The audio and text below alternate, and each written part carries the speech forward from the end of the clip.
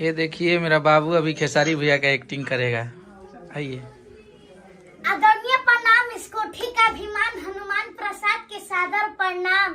ए मठिया में सॉरी गलती हो गया। ए घर में के हुबाजी नौर चाहे मादा आई हो दादा को पड़ा वो आधा पैंट वो बिटोर ले दिया कार ते कौन है रे ना ऊपर सलवार ना नीचे कमीज ते केकर बेटी है रे बदतमीज। उम्मा ते हमार नकल काहे करत तारिस। अब बात ऐसा है ना कि हमारी माई नहीं है, तो जब हम माई सुनते हैं ना तो इमोशन थोड़ा छींच देते हैं। स्वीटी कौन पड़ा घुसल बा? पड़ा ना मालकिन, बेचारा घुसल बा। अच्छा का काम बा तोहरा के? अब बात ऐसा है ना, चौक पे हलवाई है ना चोखावा, वो कह रहा था कि आपके घर में रसोईया का जरूरत है, तो हम ड्यूटी खींचने के लिए आ गए हैं।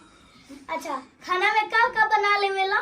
कच्ची पक्की के पक्की अब तो कच्ची का भी ट्रेनिंग जम के लिए हैं।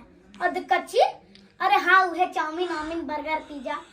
माई सुनो ना, ई रसोई एकदम परफेक्ट बा, एकरा के रखला। अच्छा ठीक बा बेटी, सुना महीना में खाना पीना फ्री, रहल फ्री, 2 सेट कपड़ा आ 5000 रुपया, ठीक बा? सब ठीक बा मालकिन, सब ठीक बा, लेकिन हमार 2 चीज बढ़ा देम, काहे कि हमार ढेर फाटेला। 2 बढ़ा देम।